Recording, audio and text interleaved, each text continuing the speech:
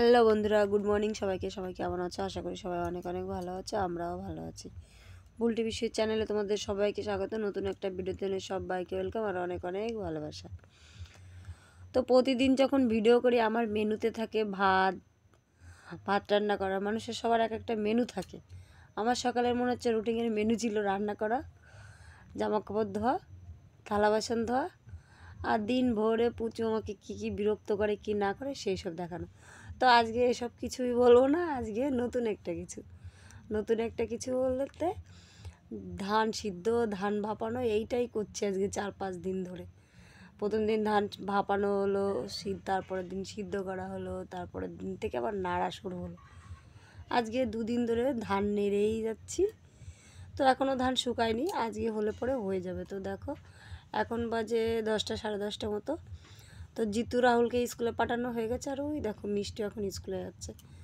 মিষ্টির 5 থেকে 10 মিনিট মতো লাগবে স্কুলে যেতে, সাইকেলে গেলে 2 মিনিট লাগবে। ও ভাইনা স্কুলে যাবে। তো যাই হোক চলো। তো আমি ধানটা দেখো রোদ্দুর এসে গেছে উঠানে, এখন ধানটা মেলে দিচ্ছি। ধানটা আজকে পুরো শুকিয়ে যাবে, অল্প অল্প ভিজা আছে। আর ওইদিকে তোমাদের দাদাভাই ওই দেখো ঘরের দরজায় সাইকেল বের করেছে। 2 দিন ধরে সর্ষে নাড়ছিলাম, তো সর্ষে এখন শুকিয়ে গেছে। এখন 1 বস্তা সর্ষে দিয়ে পাঠাবো। সর্ষে ঘানিতে নিয়ে যাবে, তেল সর্ষে ভাঙিয়ে নিয়ে আসবে। তারপরে ভেবেছিলাম আজকে পুচুকে মেনুতে নেব না, আজ মনে হচ্ছে যেন সব কাজ আমার মেনুর মধ্যেই থাকে। তো মেনু কার্ড হয়ে গেছিলো। তো যাই হোক পুচুকেও স্নান টান করানো হয়ে গেছে, পুচুকে ঘুম পাড়িয়েছি এখন।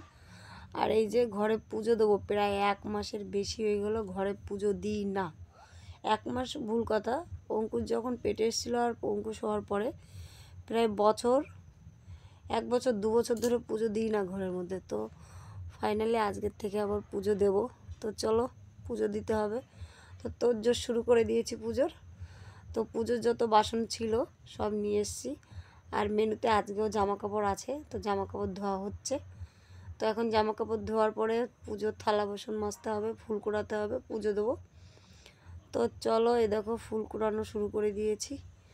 এবার না বাড়িতে কোথাও ফুল গাছ লাগানো হয়নি, শীতের সময় লাগানো হয়নি, কোথাও একটা ফুল নেই থাকার মধ্যে। এই যে আমি গোলাপ গাছ লাগিয়েছিলাম, এই গোলাপ গাছেই ফুল আছে। লাল গোলাপ গাছটাও আজকে আবার ফুল ফোটেনি। আর এই ফুলটার নাম কি আমি সঠিক ভালো করে জানি না। একটা মামি বাড়ির থেকে চারা নিয়ে এসেছিলাম, এখানে লাগিয়েছি, তো প্রচুর ফুল ফুটেছে। তো এইটা দিয়ে আজকে পুজো দেবো চলো। তো ফুল ছেঁড়া কমপ্লিট, এখন নিতে এসেছি দুব্বো। কিন্তু এখানে যা রোদ্দুর উঠেছে, চৈত্র মাসের যে রোদ্দুর উঠে সেই রকম রোদ্দুর উঠেছে। আর আমার শরীরটা এতটাই খারাপ যে কুল খাবো, সেই কুল খেতে টাইমও পাচ্ছি না। তো দেখো আমাদের ডাব কুল গাছ, এটা নারকেল কুলও বলে অনেক মানুষ। তো কত হয়েছে, একটা খাবো তাও মনে থাকে না আমার খেতে, সারাদিন এত কাজ। তারপরে একটু গোবর নিয়ে এসেছি, আমাদের বাড়িতে তো গরু নেই, লোকেদের বাড়ি থেকে গোবর নিয়ে এসেছি। আজকে বৃহস্পতিবার, গোবর দিয়ে ঘর লেপতে হয়। তো ঠাকুর ঘর সোজাসুজি করে একদম বাইরে অবধি লেপে নিয়ে আসবো। আর এখন যদি ঘর লেপতে যাই তাহলে বেলাটাই মানে সারা বেলা লেগে যাবে, পুরো সারাদিন লাগবে আজকে। তো যাই হোক ঠাকুর ঘর থেকে একদম বাইরে অবধি লেপবো। তো এই দেখো ঠাকুর ঘরে এখানে লেপা হয়ে গেছে, এখন বাইরেটা লেপবো। দরজার ওইখান থেকে লেপা কমপ্লিট। তারপরে তুলসী তলা জল দিয়ে ধুয়েছি সবে। তো জলটা শুকিয়ে গেছে দেখো, এখন একটু একটু ভিজা আছে। আর এখন আবার বালতির জলটা গোবর গুলাটা ফেলে দিয়ে আবার মাটি দিয়ে গুলে নিয়ে আবার এসেছি তুলসী তলাটা ভালো করে সুন্দর করে লেপা দেবো। জানি না কে কি বলো, লেপতে লেপতে আবার অঙ্কুশ উঠে পড়েছে। তো এই আধা ঘন্টার ঘুমের মধ্যে 5 বারও উঠে পড়ে। তো 2 বার হয়ে গেছে অলরেডি, জানি না আবার কতবার উঠবে। তারপরে ল্যাপা ট্যাপা সব কমপ্লিট হয়ে গেল। তারপরে চলে এসেছি থালা বাসন ধুতে। পুজোর থালা বাসনও আজকে অনেক, যেহেতু আজকে বৃহস্পতিবার সব থালা বাসন নিয়ে এসেছি। আর কি বলবো, বৃহস্পতিবারের দিন সব কিছুই মাজতে হয়, আর আমি বৃহস্পতিবারের দিনই সব জিনিসগুলো মাজি। তাছাড়া এমনি সব দিনে শুধু থালা গ্লাসগুলোই মাজি।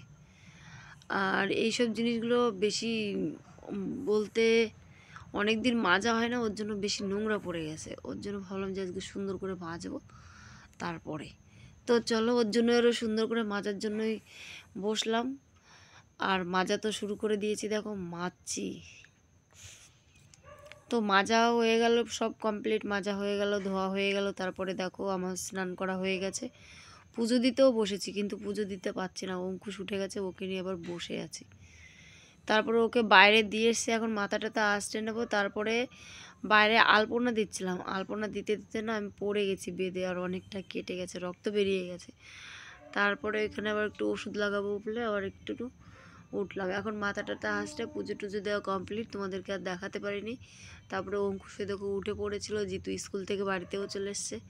তারপরে অঙ্কুশকে ভালো করে চুল বেঁধে জামা প্যান্ট পরিয়ে আমি মাথাটাতে আসতে নিয়েছি দেখো। তারপরে দোকানে চলে এসেছি, আর অঙ্কুশ কোনো মতেই দোকানে থাকছে না, শুধু বাইরে বেরিয়ে যাচ্ছে। দোকান খোলাও হয়ে গেছে, দোকানের সব জিনিসপত্র বার করাও হয়ে গেছে, এখন দোকানটা ঝাড় দেবো। আর দেখো অঙ্কুশের কাজ, দেখো দেখো এক পা দুপা করে এখন তপ তপ করে বেরিয়ে যাচ্ছে, গিয়ে ওই পাথরগুলো ধরবে, ধরে মুখে দেবে।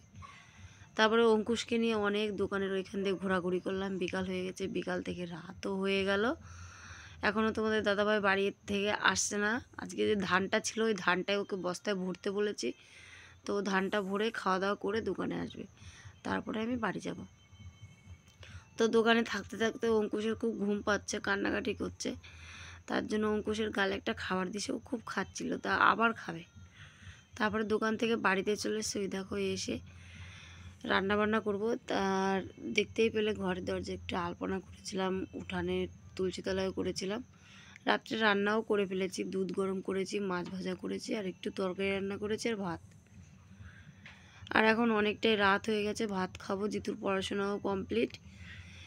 আর তোমাদের দাদাভাই এখনও আসেনি, দোকানেই আছে। তারপরে খাওয়া দাওয়া করছিলাম, তার মধ্যে অঙ্কুশ আবার খুব কান্নাকাটি করছে বলে ওকে ঘুম পাড়িয়েছি সন্ধ্যার দিকে।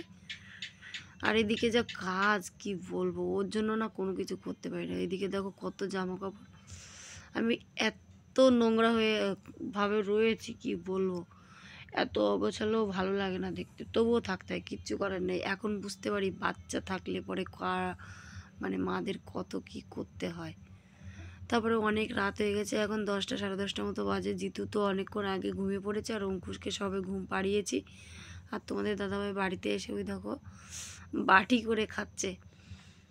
তো যাই হোক বন্ধুরা, আজকের মতো এই ভিডিওটা তোমরা প্রথম থেকে লাস্ট অব্দি অবশ্যই দেখো, আর লাইক শেয়ার কমেন্ট অবশ্যই করো। আর প্রচণ্ড ঘুম পেয়ে গেছে কি বলবো।